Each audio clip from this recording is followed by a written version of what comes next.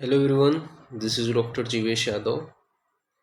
तो AIPGT 2025 के लिए मोस्ट एक्सपेक्टेड 6000 जो क्वेश्चंस हैं उसकी यहाँ पे हम लोग प्रैक्टिस कर रहे थे और उसी को ही कंटिन्यू करते हुए आज हम लोग बात करेंगे। आपका आगे का जो क्वेश्चन है वो लगभग 2000 क्वेश्चंस अभी तक हमने प्रैक्टिस कर लिए हैं और बीते आने वाले आपके 20 दिनों में आपको लगभग 6000 क्वेश्चंस कंप्लीट आपको मिल जाएगा। तो आज का पहला क्वेश्चन है, यहाँ पे क्या बोला गया है, तो अजसन एंड रीजन से रिलेटेड है। अजसन बोला गया है कि मध्य कर्ण कान का संक्रमण बच्चों में ज़्यादा होता है। रीज़न बताया गया है क्योंकि यू स्टेशियन ट्यूब छोटी, सीधी और चौड़ी होती है। तो आपके चार ऑप्शन हैं, अजसन सही है, अजसन रीज़न सही है और रीज़न अजसन की सही व्याख्या करते हैं। अजसन रीज़न सही है लेकिन अजसन रीज़न की सही व्याख्या नहीं करता। अजसन सही है लेकिन रीज़न गलत। अजसन सही नहीं पर रीज़न सही। बताओ। तो मध्य कर्ण का संक्रमण बच्चों में सबसे ज़्यादा होता है, बिल्कुल सही है अजसन। रीज़न दिया गया है क्योंकि यूस्टेशियन ट्यूब छोटी, सीधी और चौड़ी होती है, तो ये भी आपका सही है। तो अजसन रीज़न दोनों सही और अजसन रीज़न की सही व्याख्या करते हैं। आंसर क्या आ जाएगा आपका? ये आंसर जाएगा। मैच करते चलो अपने अपने आंसर। नाउ नेक्स्ट क्वेश्चन है आपके सामने। वांगभट अनुसार भविष्यतः कुष्ठ शर्मा निम्न में से किसका लक्षण है? ऑप्शन ए है अर्बुद, ऑप्शन बी है अपची, ऑप्शन सी है विसर्प और ऑप्शन डी है वातरक्त। वांगभट अनुसार भविष्यतः कुष्ठ शर्मा निम्न में से किसका लक्षण है? और फाइनल आंसर बता रहा हूँ, अपने अपने आंसर से मैच कर लो। तो यह जो है आपका वातरक्त का लक्षण है। फिर आगे बढ़ते हैं अपन लोग तो नेक्स्ट क्वेश्चन की ओर। चरक के अनुसार निम्नलिखित में से कौन सा द्रव्य प्रजय स्थापन गण में शामिल नहीं है? ऑप्शन ए है सीवा, ऑप्शन बी है अव्यथा, ऑप्शन सी है सतवीर्य और ऑप्शन डी है दुर्वा। तो निम्न में से कौन सा द्रव्य प्रजय स्थापन गण में शामिल नहीं है? तो दुर्वा जो है वो प्रजय स्थापन गण में शामिल नहीं है। मैच करते चलो अपने अपने आंसर। नाउ नेक्स्ट क्वेश्चन है आपके सामने। सुश्रुत के मतानुसार विशिष्ट स्नेह का निम्नलिखित अवस्था में उपयोगिता। तो पहला बोला गया है घृतपान विषार्तता में, बी बोला गया है कि तैलपान कृमिकोष्ठ में, सी बोला गया है आपका वसापान क्लेशह में, डी बोला गया है मज्जा शुष्क रेतस में और ई बोला गया है स्व औषधि सस्थित सर्पी सभी में। सही उत्तर को पहचानना है आपको।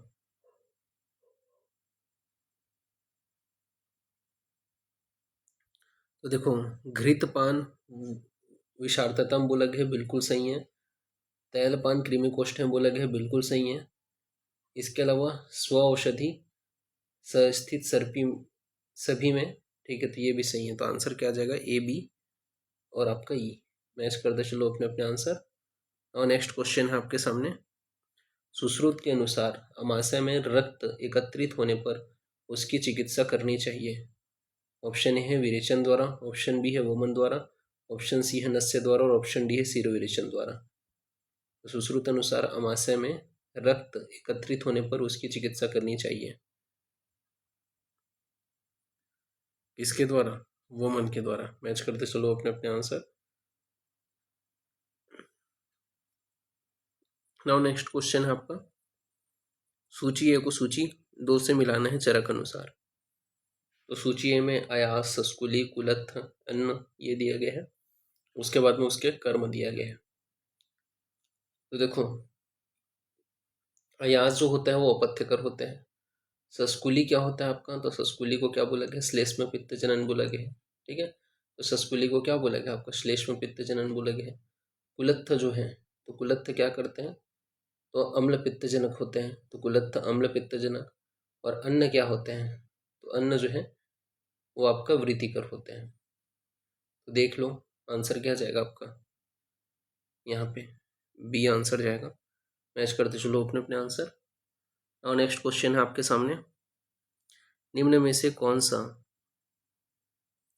मेजर्स ऑफ सेंट्रल टेंडेंसी में नहीं आते हैं? तो निम्न में से कौन सा मेजर्स ऑफ सेंट्रल टेंडेंसी में नहीं आते हैं? Mean, media, mode, probability. तो कौन जो है मेजर्स आपका सेंट्रल टेंडेंसी में नहीं आते हैं? प्रोबेबिलिटी। मैच करते चलो अपने अपने आंसर। और नेक्स्ट क्वेश्चन है आपके सामने, सुश्रुत के अनुसार निम्न मध्य यह लक्षण निम्न में से किसका है? ऑप्शन ए है विदारी प्रमेह पीड़िका, ऑप्शन बी है जलनी प्रमेह पीड़िका, ऑप्शन सी है सराविका प्रमेह पीड़िका और ऑप्शन डी है पुत्रणी प्रमेह पीड़िका। तो निम्न मध्य यह लक्षण सुश्रुत अनुसार किस प्रमेय पीड़िका का है? तो सराविका प्रमेय पीड़िका का है। मैच करते चलो अपने अपने आंसर। और नेक्स्ट क्वेश्चन की ओर आगे बढ़ते हैं फिर। तो नेक्स्ट क्वेश्चन अजर्सन रीजन से है। तो पहला अजर्सन यहाँ पे आपका दिया गया है कि पैरामेट्रिक टेस्ट क्वांटिटेटिव डाटा की समर्थता दिखाने के लिए किया जाते हैं। तो पैरामेट्रिक टेस्ट क्वांटिटेटिव डाटा की समर्थता दिखाने के लिए किया जाते हैं। रीज़न बोला गया है क्योंकि क्वांटिटेटिव डाटा रैंकिंग विधि से लिया जाते हैं। तो वही चार ऑप्शन है आपके। तो देखो, पैरामेट्रिक टेस्ट क्वांटिटेटिव डाटा की सार्थकता दिखाने के लिए किया जाता है, तो पहला कथन तो सत्य है। लेकिन यहाँ पे बोला गया है कि क्योंकि क्वांटिटेटिव डाटा रैंकिंग विधि से लिया जाता है, तो ये जो है रीज़न आपका गलत है। अजर्सन सही है पर रीज़न गलत है। मैच करते चलो अपने अपने आंसर। और नेक्स्ट क्वेश्चन की ओर आगे बढ़ते हैं फिर। तो नेक्स्ट क्वेश्चन है आपका, अष्टांग हृदय के अनुसार अनुचित समय पर कम या अधिक मात्रा में भोजन करना कहलाते हैं? समसन, विषमासन, विरुद्धासन, अध्यासन। अष्टांग संग्रह के अनुसार अष्टांग हृदय के अनुसार अनुचित समय पर कम या अधिक मात्रा में भोजन करना क्या कहलाता है? विषमासन। मैच करते चलो अपने अपने आंसर। और नेक्स्ट क्वेश्चन है आपका, पुनः पुनः स्नेहपानम निरु अनुवासनम चरकाचार्य ने निम्नोक्त में से किस संदर्भ में उल्लेखित किए हैं? विसर्प, गुल्म, कुष्ठ, अपस्मार।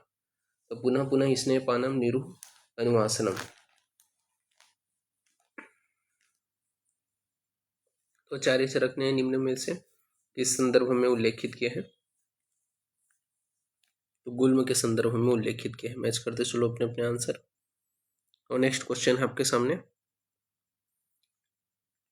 दो स्टेटमेंट दिए गए हैं यहाँ पे। पहला स्टेटमेंट दिया गया है कि सुश्रुत अनुसार व्रणी मनुष्य दिन में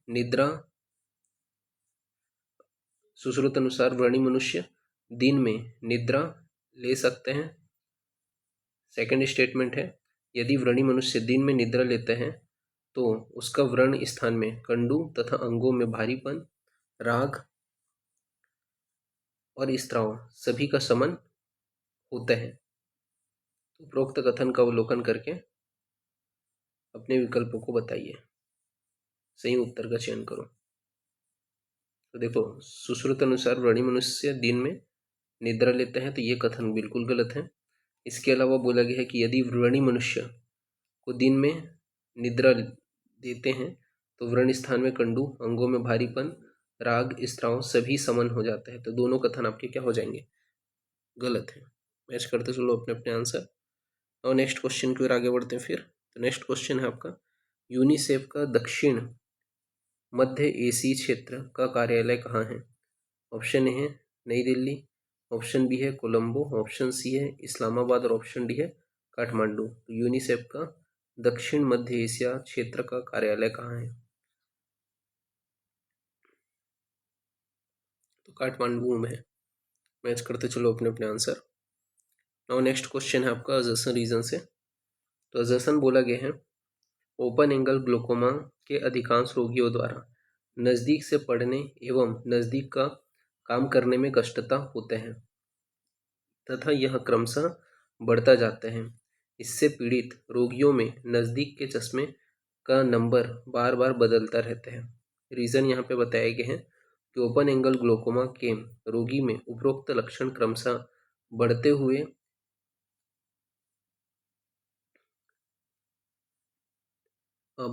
एकोमोडेटिव फेलियर के कारण होते हैं। जो कि सिलियरी मांसपेशी एवं उसकी तंत्रिकाएं आपूर्ति पर लगातार दबाव के कारण होते हैं। उपयुक्त कथन में से सही विकल्प होगा। तो देखो जो बोला गया है कि ओपन एंगल ग्लोकोमा में अधिकांश रोगियों द्वारा नज़दीक से पढ़ने एवं नज़दीक का काम करने में कष्ट होते हैं तथा यह क्रमशः बढ़ता जाता है। इससे पीड़ित रोगियों में नज़दीक के चश्मे का नंबर बार बार बढ़ता रहता है। तो बिल्कुल सही है पहला अजर्सन।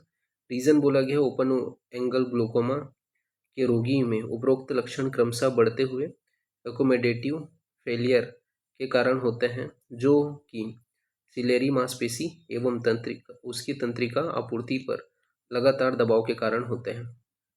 तो रीजन अजर्सन सही है और रीजन अजर्सन की सही व्याख्या करते हैं। आंसर क्या जाएगा? ये आंसर जाएगा। और नेक्स्ट क्वेश्चन है आपका मैच द फॉलोइंग है ग्रह रोगों का।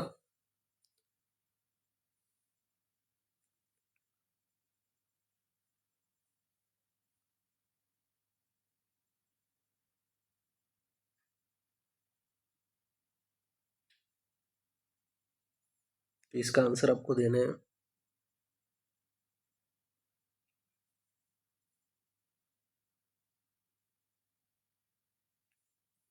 जैसे कि बाल ग्रह में स्कंद ग्रह, ठीक है, स्कंद अपस्मार, नैगमेश ग्रह, स्वग्रह और उसके लक्षण दिए गए।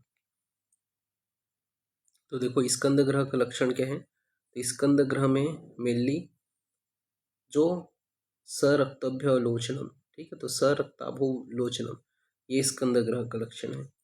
इसी प्रकार स्कंद अपस्मार का क्या लक्षण है? तो ऊर्ध्वक्षेप, ऊर्ध्वक्षेप जो है वो आपका स्कंद अपस्मार का लक्षण है। नैगमेश का क्या लक्षण है? तो एक नेत्र सोखता। तो नैगमेश ग्रह का लक्षण क्या है? एक नेत्र सोखता। और आपका स्वग्रह का लक्षण क्या है? तो चक्षु निर्मीलन। तो स्वग्रह का लक्षण क्या है? आपका चक्षु निर्मीलन। तो आंसर क्या आ जाएगा यहाँ पे? डी आंसर जाएगा। ठीक है, मैच करते चलो अपने अपने आंसर। और नेक्स्ट क्वेश्चन है आपके सामने, क्या बोला गया है यहाँ पे? तो चतुर्वर्ग चिंतामणि ग्रंथ के लेखक कौन है? तो चतुर्वर्ग चिंतामणि के लेखक कौन है? चक्रपाणि, गंगाधर राय, हेमाद्रि, निश्चलकर। तो चतुर्वर्ग चिंतामणि ग्रंथ के लेखक कौन है आपके? हेमाद्रि है। मैच करते चलो अपने अपने आंसर। और नेक्स्ट क्वेश्चन की ओर अपन आगे बढ़ते हैं। तो नेक्स्ट क्वेश्चन बोला गया है कि सुश्रुत के अनुसार कौन सा महाभूत पित्त दोष को शांत करते हैं? ऑप्शन ए है भू वरी, ऑप्शन बी है भू वायु, ऑप्शन सी है भू अम्बु वायु और ऑप्शन डी है वरी और आकाश। तो सुश्रुत अनुसार कौन सा महाभूत पित्त दोष को शांत करते हैं? तो भू अम्बु वायु जो है वो आपका क्या करते हैं? पित्त दोष को शांत करते हैं। मैच करते चलो अपने अपने आंसर।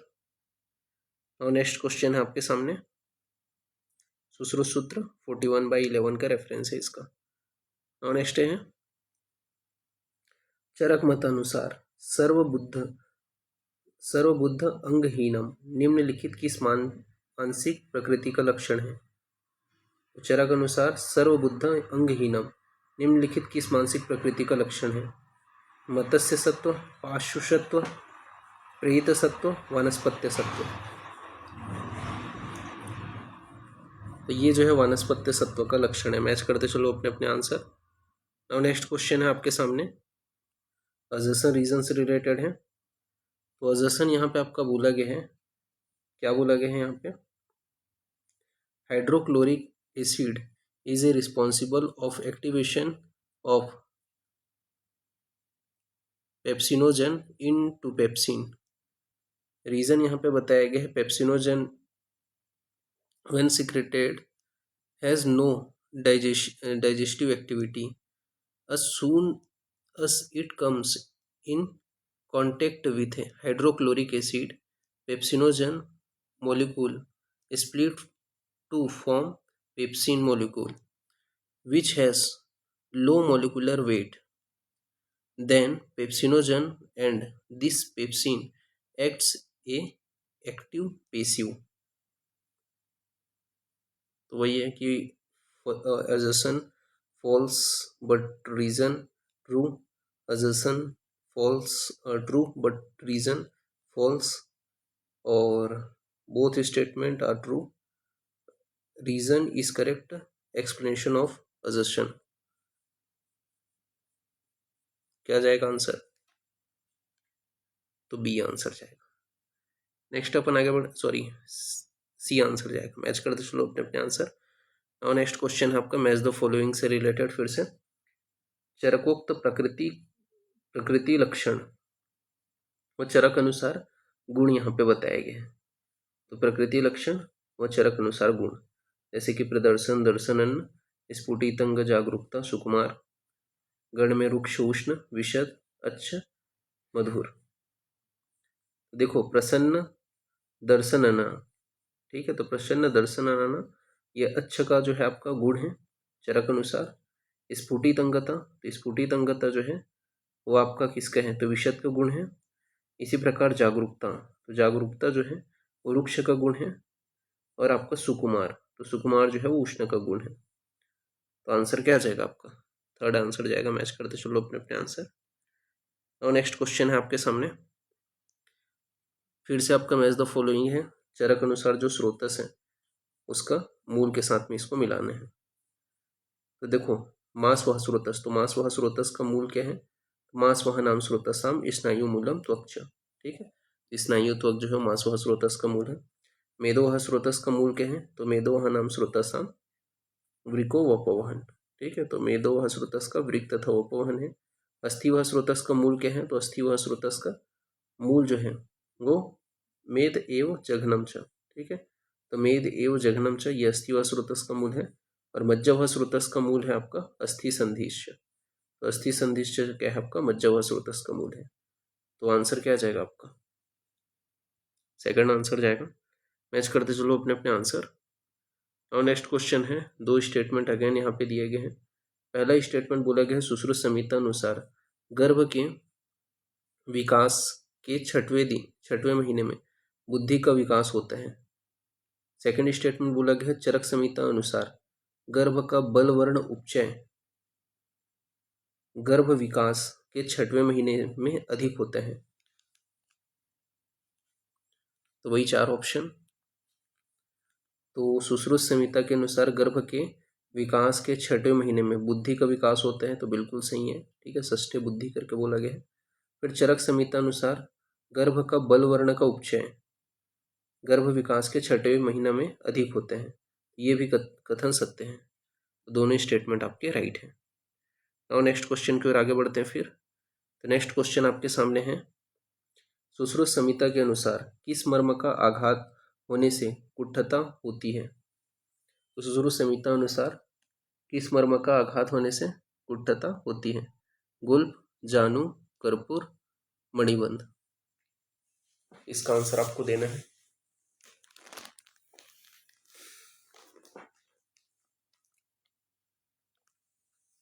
तो मणिबंध जो है वो आपका आंसर जाएगा। तो सुश्रुत अनुसार मणिबंध मर्म पर आघात होने से कुंठता होती है, तो आंसर क्या जाएगा आपका? मणिबंध। और नेक्स्ट क्वेश्चन है आपके सामने,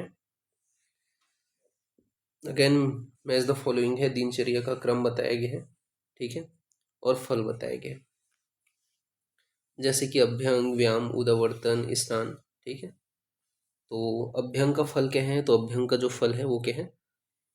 सौतकत्व, ठीक है, तो सौतकत्व ये क्या है आपका? अभ्यंग का फल है। इसी प्रकार बात करें जो व्यायाम है, तो व्यायाम का फल क्या है? तो व्यायाम का फल है आपका मेद कार्श्य, तो मेधसा कर्ष्य, ये क्या आपका व्यायाम का फल है। उदावर्तन का क्या फल है? तो उदावर्तन का आपका फल है स्थिरीकरण अंगानाम, तो उदावर्तन का फल क्या है? स्थिरीकरण अंगानाम। फिर उसके बाद में स्नान, तो स्नान का फल क्या है? बलप्रदम, तो स्नान का क्या है? बलप्रदम। तो आंसर क्या आ जाएगा यहाँ पे आपका? थर्ड आंसर जाएगा। मैच करते चलो अपने अपने आंसर। और नेक्स्ट क्वेश्चन है आपके सामने, दो स्टेटमेंट दिए गए हैं, सॉरी रीजन अजर्सन से रिलेटेड क्वेश्चन है, ठीक है। तो अजर्सन दिया गया है अष्टांग हृदय अनुसार ग्रीष्म ऋतु में मधुर, लघु, स्निग्ध, हिम और द्रव्य आहार का सेवन करना चाहिए। तो यहाँ पे अजर्सन बोला गया अष्टांग हृदय के अनुसार ग्रीष्म ऋतु में मधुर, लघु, स्निग्ध, हीम तथा द्रव्य आहार का सेवन करना चाहिए। रीजन यहाँ पर बताया गया है कि ग्रीष्म ऋतु में सूर्य अपने तीक्ष्ण किरणों से स्नेहांश का शोषण करते हैं, जिसके कारण श्लेष्म कच्छ है तथा वात की वृद्धि होती है।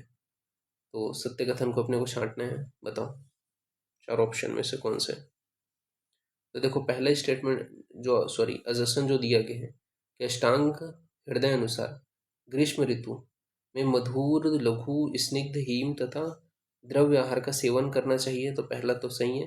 रीजन बोला गया है कि ग्रीष्म ऋतु में सूर्य अपने तीक्ष्ण किरणों से स्नेहांश का शोषण करते हैं, जिसके कारण श्लेष्म कच्छ है तथा वात की वृद्धि होती है। यहाँ पे आपका अजसन रीजन दोनों सही, रीजन अजसन की सही व्याख्या करते हैं। आंसर क्या आ जाएगा? सी। नाउ नेक्स्ट क्वेश्चन की ओर आगे बढ़ते हैं फिर। तो नेक्स्ट क्वेश्चन है, निम्नलिखित वाक्यों को पढ़ें तथा उपयुक्त उत्तर दें अष्टांग हृदय अनुसार। तो पहला आपका बोला गया है सोस रस धातु 6 का लक्षण है। बी बोला गया है सिरा से अथिले रक्त धातु वृद्धि का लक्षण है। सी बोला गया है संधि वेदना अस्थि धातु 6 का लक्षण है। डी बोला गया है तिमिर दर्शन मज्जा धातु 6 का लक्षण है। तो आपका सोस रस धातु 6 का लक्षण है, बिल्कुल सही है। ठीक है। इसके अलावा आपका बोला गया है कि सिरा से अथिले रक्त धातु वृद्धि का लक्षण है, तो ये गलत है। फिर बोला गया आपका संधि वेदना अस्थि धातु 6 का लक्षण है, तो ये भी गलत है। तिमिर दर्शन मज्जा धातु 6 का लक्षण है, तो ये भी सॉरी यहाँ पे अपने को गलत कथन को छांटना है ना।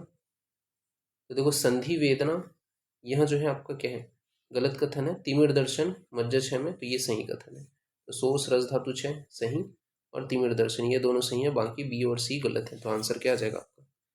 सी आंसर जाएगा। मैच करते चलो अपने अपने आंसर। और नेक्स्ट क्वेश्चन है आपके सामने, दो स्टेटमेंट दिए गए हैं। जीवक और रिजभक का प्रतिनिधि द्रव्य विदारी गंध है। सेकंड स्टेटमेंट है मेदा और महामेदा का प्रतिनिधि द्रव्य अश्वगंध है। तो दोनों कथन सही है, दोनों कथन गलत है। पहला सही है, दूसरा गलत है। पहला गलत है, दूसरा सही है। तो पहला सही है। क्या बोला गया है? जीवक रिजभक का प्रतिनिधि द्रव्य क्या है? विदारी गंध है। और मेदा और महामेदा का जो प्रतिनिधि द्रव्य है वो अश्वगंधा नहीं है। तो आंसर क्या आ जाएगा आपका? पहला सही पर दूसरा गलत। और नेक्स्ट अपन आगे बढ़ते हैं फिर। नेक्स्ट क्वेश्चन है आपके सामने, दो फिर से मैच द फॉलोइंग है। मिश्रक गण दिए गए हैं, ठीक है, और घटक द्रव्य। तो जैसे कि वृहत पंचमूल, तो वृहत पंचमूल में क्या आता है आपका? अग्निमंद आते हैं। तो वृहत पंचमूल में आपका क्या है? अग्निमंद आते हैं। इसी प्रकार वल्ली पंचमूल में क्या आता है? तो वल्ली पंचमूल में आपका रजनी आते हैं। कंटक पंचमूल के अंतर्गत क्या आते हैं? तो सैरियक आता है। तो कंटक पंचमूल में सैरियक। और मध्यम पंचमूल में क्या आता है? तो एरंड आते हैं। तो मध्यम पंचमूल में एरंड आते हैं। तो आंसर क्या आ जाएगा आपका? डी आंसर जाएगा। मैच करते चलो अपने अपने आंसर। नाउ नेक्स्ट क्वेश्चन है आपके सामने, निम्नलिखित में कूटज का पर्याय कौन सा है? ऑप्शन ए है वत्सक, ऑप्शन बी है कुलिंग, ऑप्शन सी है वीर वृक्ष और ऑप्शन डी है गिरिमल्लिका। तो निम्न में से कूटज के पर्याय कौन सा है? तो वत्सक हो गया, कलिंग हो गया और आपका गिरिमल्लिका, ये क्या है आपका? कूटज का पर्याय है। मैच करते चलो अपने अपने आंसर। नाउ नेक्स्ट क्वेश्चन है आपका, तो यहाँ पे आपके रसशास्त्रिक जो द्रव्य हैं उनके पर्याय से अपने को यहाँ पे कोरिलेट करना है। तो बॉटनिकल नेम बताया गया है, जैसे कि आपका स्टेरोस्पर्मम सेविलेंस, ये किसका बॉटनिकल नेम है? तो आपका अतिवल्लाभ का बॉटनिकल नेम है। इसी प्रकार आपका फ्यूरेरिया न्यूर्थेक्स, ठीक है, तो फ्यूरेला न्यूर्थेक्स, तो फ्यूरेन नॉर्थेक्स किसका है? तो यह जो है आपका सहस्त्रवेदी का है। फिर इसके बाद में केमीफेरम मुकुला, तो केमीफेरम मुकुला किसका है?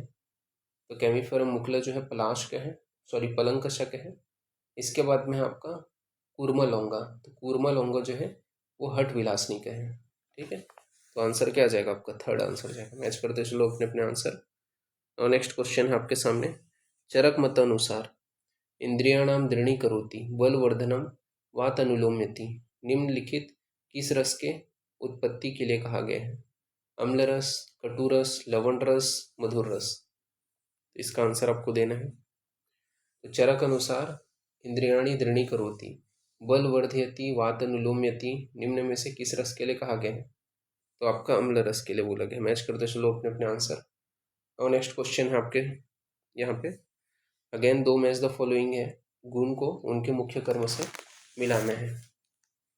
तो देखो विशद जो कर्म है, तो विशद जो है वो आपका छालन, ठीक है। तो विशद का गुण का क्या कर्म है तो छालन।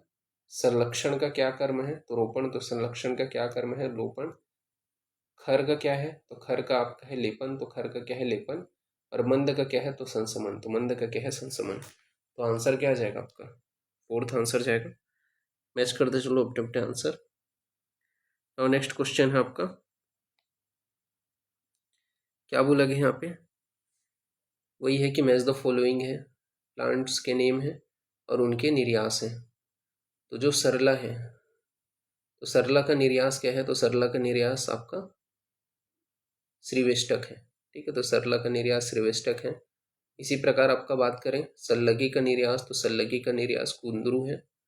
साल का निर्यास क्या कहलाता है, तो साल का जो निर्यास है वो राल कहलाता है। और आपका सालमली का जो निर्यास है वो क्या आपका मोचरस कहलाता है। तो आंसर क्या आ जाएगा, थर्ड आंसर जाएगा। मैच करते चलो अपने अपने आंसर। और नेक्स्ट अपन आगे बढ़ते हैं तो फिर से मैच द फॉलोइंग है, जो आपके द्रव्य हैं, ठीक है, उनको भाव प्रकाश अनुसार प्रतिनिधि द्रव्यों में विभाजित किया गया है। जैसे कि द्राक्षा, तो द्राक्षा का प्रतिनिधि द्रव्य कौन सा है आपका, गंभारी है, तो द्राक्षा का गंभारी हो गया। इसी प्रकार रक्तचंदन का क्या हो गया, पद्मकेशर, तो रक्तचंदन का पद्मकेशर बोलता हूँ, रक्तचंदन का आपका नव उशीर, तो आपका रक्तचंदन का नव उशीर। फिर इसके बाद में आपका अतिविषा, तो अतिविषा का क्या है मुस्ता, तो अतिविषा का क्या है प्रतिनिधि द्रव्य मुस्तभाव प्रकाश अनुसार।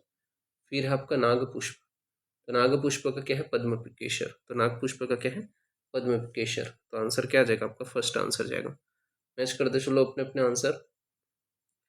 नाउ नेक्स्ट क्वेश्चन है आपका, भारत का गैजेट नोटिफिकेशन 2016 के अनुसार हरिद्रा खंड का की सवीर्यता अवधि कितनी है, 1 वर्ष, 2 वर्ष, 3 वर्ष, 5 वर्ष।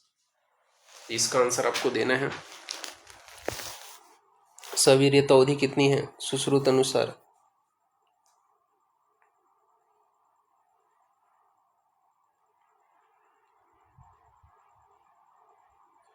तो 3 वर्ष है हरिद्रा खंड का।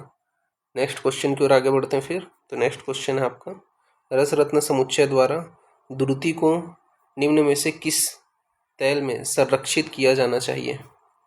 ऑप्शन है कुसुम्ब तेल, कुमकुम तेल, ऑप्शन बी है जैतून तेल, ऑप्शन सी है तिल का तेल और ऑप्शन डी है सूरजमुखी का तेल। तो रस रत्न समुच्चय के अनुसार द्रुति को कुकुम्ब तेल में अपने को क्या है संरक्षित रखना है। मैच करते चलो अपने अपने आंसर।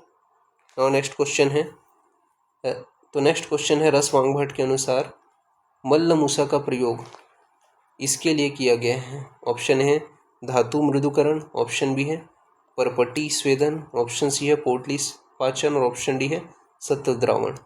तो रस वांगभट के अनुसार मल्ल मूसा का प्रयोग इसके लिए किया गया है, तो परपटी स्वेदन के लिए किया गया है। मैच करते चलो अपने अपने आंसर। नाउ नेक्स्ट क्वेश्चन है आपका, रस तरंगणी के अनुसार 12 वर्ष से अधिक वायु के बच्चे में रस सिंदूर की मात्रा है। ऑप्शन है 1 रति, ऑप्शन बी है आधा रति, ऑप्शन सी है 1/4 रति और ऑप्शन डी है 2 रति।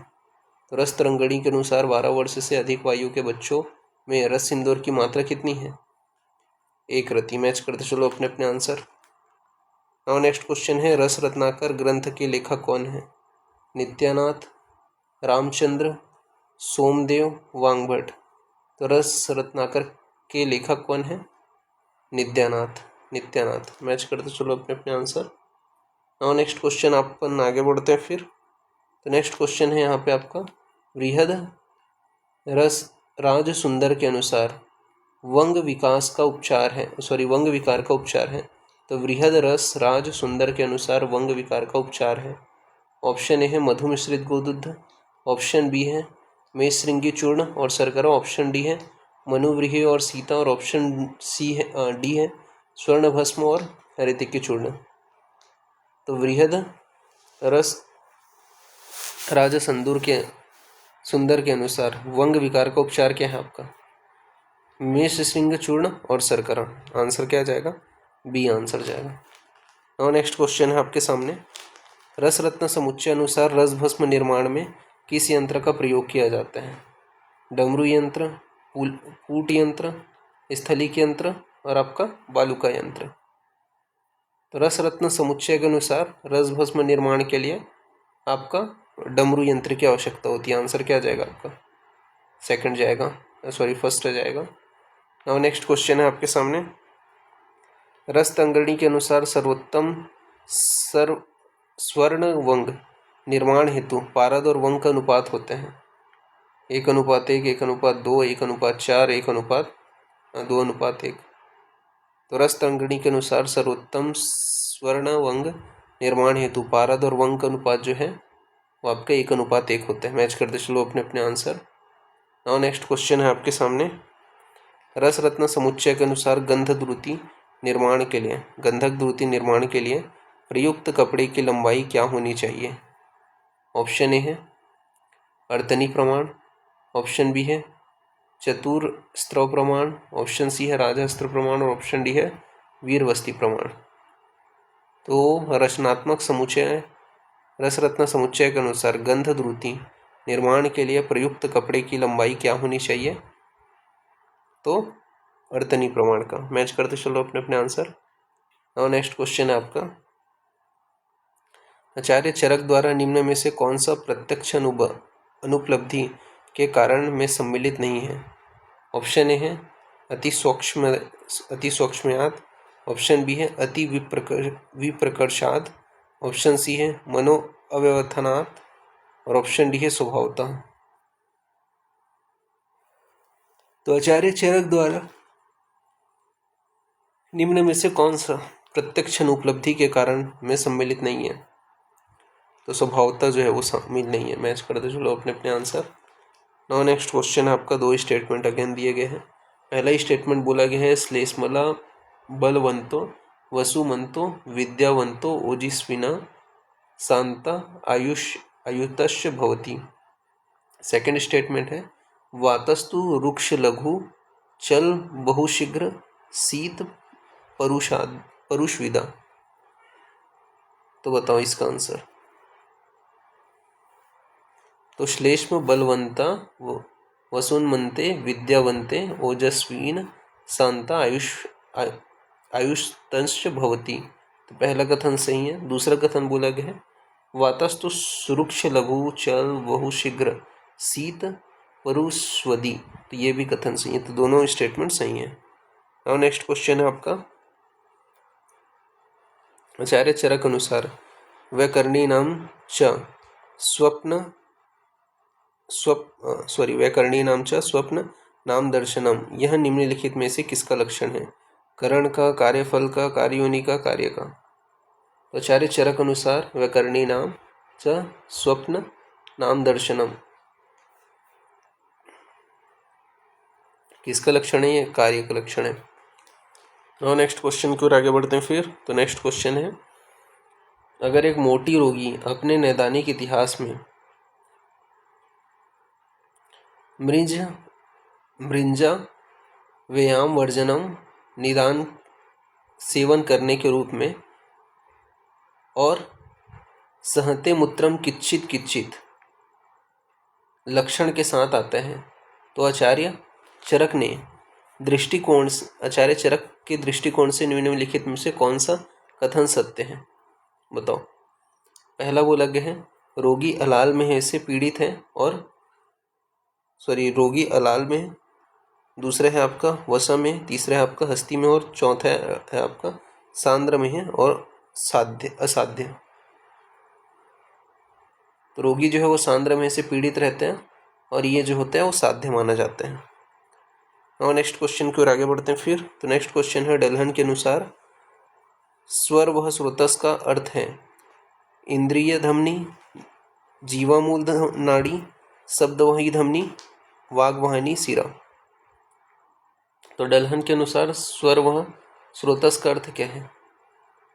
तो शब्दवाहिनी धमनी। आंसर क्या जाएगा आपका? सी आंसर जाएगा। मैच करते चलो अपने अपने आंसर। और नेक्स्ट क्वेश्चन है चरक के अनुसार अस्मावृतम यथा शब्द का प्रयोग किस रोग के किस रोग के लिए वर्णित किया गया है? ऑप्शन ए है कफजवस्ती, ऑप्शन बी है कफज हृदरोग, ऑप्शन सी है कफज शिरोरोग और ऑप्शन डी है कफज वृक्क रोग। तो चरक अनुसार अस्मवत यथा शब्द का प्रयोग कफज हृदरोग के लिए किया गया है। मैच करते चलो अपने अपने आंसर। और नेक्स्ट क्वेश्चन है आपके सामने। माधव निदान अनुसार पाद जंघो उरु मुलाउमोटनी निम्नलिखित किस अवस्था का लक्षण है? ऑप्शन ए है कलायखज्ज, ऑप्शन बी है खल्ली, ऑप्शन सी है कोष्ठशीर्षक और ऑप्शन डी है विश्वाची। माधव निदान अनुसार पाद जंघा उरुकल उरुमूल अवमोटनी किसका लक्षण है? तो खल्ली का लक्षण है। मैच करते चलो अपने अपने आंसर। और नेक्स्ट क्वेश्चन है आपके सामने। संधि विश्लेष गात्र सदन दोष शवन क्रिया सन्निरोध ये डैश किसके लक्षण है? ओज क्षय का, ओज मेह का, ओज विस्त्रंस का, ओज व्यापत का। तो संधि विश्लेष गात्र सदन दोष शवन क्रिया निरोध ये किसका लक्षण है?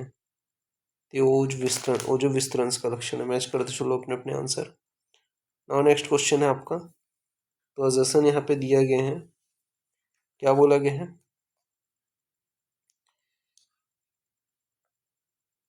तो यहाँ पे आपका बोला गया है कोविड-19 की प्रयोगशाला जांच की व्याख्या करते समय RT-PCR का CT वॉल्यूम 35 मोर देन 35 को निगेटिव या माइल्ड माना जाता है। रीज़न क्योंकि RT-PCR में CT वॉल्यूम जितनी कम होती है रोग की तीव्रता उतनी अधिक होती है। तो इसका आंसर आपको देना है। तो दोनों कथन सही है, ठीक है। अजसन रीजन की सही व्याख्या करते हैं। आंसर क्या जाएगा आपका? सी आंसर जाएगा। नाउ नेक्स्ट क्वेश्चन है आपका। मैच द फॉलोइंग है। पहला दोषो लवण, फिर विशेष लक्षण। तो जैसे कि देखो कफ पित्तात, तो कफ पित्तात में क्या है? त्रिकग्राही होता है। तो कफ पित्तात क्या है? त्रिग्राही है। फिर इसके बाद में आपका वात कफत, ठीक है। तो वात कफत तक ये जो है आपका क्या है? पृष्ठादर है, ठीक है। फिर वात पित्तात, तो वात पित्तात जो है वो आपका क्या है? शिरोग्रह, ठीक है। तो शिरोग्रह में वात पित्तात देखने को मिलते हैं। फिर है आपका श्लेष्मिक, तो श्लेष्मिक में आपका जंघाभ्याम देखने को मिलते हैं, ठीक है। तो जंघाभ्याम आपको किसके अंतर्गत जो है बताए गए हैं, ये आपको ध्यान में रखना है। तो आंसर क्या जाएगा यहाँ? ये आंसर जाएगा। नाउ नेक्स्ट अपन आगे बी आंसर जाएगा। नेक्स्ट अपन आगे बढ़ते हैं फिर। तो नेक्स्ट क्वेश्चन है माधव निदान के अनुसार दिवास्वप्न आसन स्थान विपर्य ध्वनि निरीक्षण किस व्याधि के निदान का कारण है? अब बाहुक, अनुस्तंभ, मन्यस्तंभ, विश्वाची।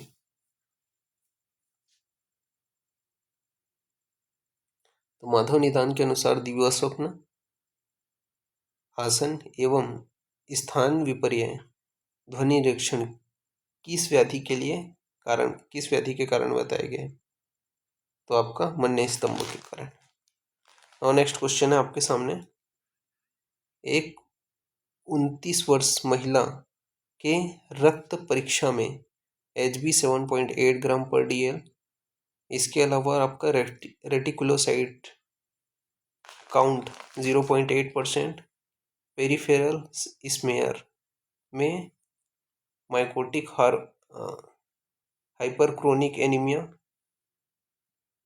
के चिन्ह दिखाई देते हैं। तो HB A टू 2.4%, ठीक है। तो ये आपको ध्यान में रखना है। Now next question.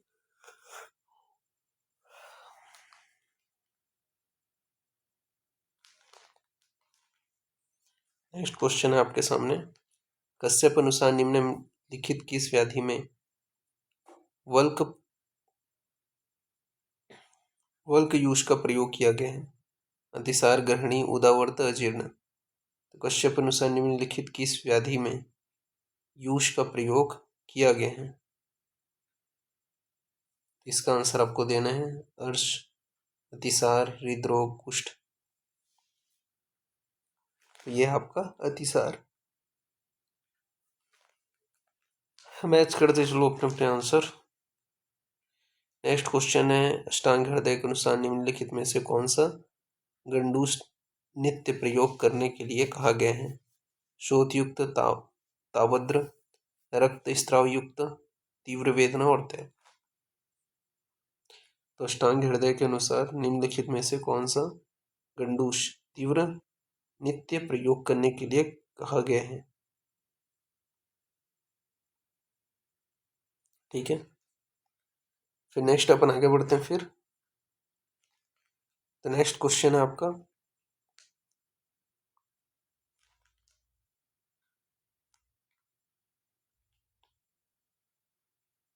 सॉरी, अष्टांग हृदय के अनुसार निम्न में से कौन सा गंडूस नित्य प्रयोग करना चाहिए? तो तैल जो गंडूस है वो नित्य प्रयोग करना चाहिए। और नेक्स्ट अपन आगे बढ़ते हैं। फिर तो नेक्स्ट क्वेश्चन है, आचार्य चरक अनुसार उद्मंद का सेवन किस ऋतु में नहीं करना चाहिए? ग्रीष्म ऋतु, वर्षा ऋतु, वर्षा में सेवन करना चाहिए, वसंत ऋतु में सेवन नहीं करना चाहिए। तो उद्मंद का सेवन कौन से ऋतु में नहीं करना चाहिए? तो वर्षा ऋतु में। ठीक है, तो वर्षा ऋतु में सेवन नहीं करना चाहिए। और नेक्स्ट अपन आगे बढ़ते हैं। फिर नेक्स्ट है, चरक अनुसार बाधिर्य श्रम, चरक अनुसार बाधिर्य श्रम, साधव हृदय व्यथा निम्नलिखित किस वेग धारण का लक्षण है? वाष्प, क्षुधा, निद्रा, पिपासा। तो बाधिर्य श्रम, सदाहो, हृदय व्यथा, ये पिपासा का लक्षण मैच करते चलो अपने अपने आंसर। और नेक्स्ट क्वेश्चन है, चरक संहिता अपमार्ग तंडुलिनी अध्याय के अनुसार निम्नलिखित में से कौन सा द्रव्य दीपनीय, सुलग्नी या वागु का घटक नहीं है? चव्य, चित्रक, मरीच, पिपली। चरक संहिता अपमार्ग तंडुलिनी अध्याय के अनुसार कौन सा द्रव्य दीपनीय, सुलग्नी या वागु का घटक नहीं है? तो मरीच जो है वो आपका नहीं है। ठीक है, बाकी आपके हैं। तो इस प्रकार से मैं यहाँ पे आपका थोड़ा सा विराम देता हूँ। 60 क्वेश्चन अभी किए। ठीक है, नेक्स्ट जो पार्ट रहेगा ना उसमें मैं 40 क्वेश्चन ऐड करके यानी कि 140 क्वेश्चन करवा दूंगा। ठीक है, तो अभी के लिए थोड़ा सा टायर्ड हो गया हूँ मैं। ठीक है, तो जितना हो सकता है मैंने अभी कर दिया है। और मैं अगर थोड़ा सा ऐसा है कि अभी आँख के सामने थोड़ा ब्लरनेस आ रहे हैं। ठीक है, इतने ज़्यादा थक गया हूँ मैं। तो अभी के लिए आज के लिए इतना ही। नेक्स्ट क्लास में आगे कंटिन्यूएशन करेंगे। ठीक है, थैंक यू क्लास।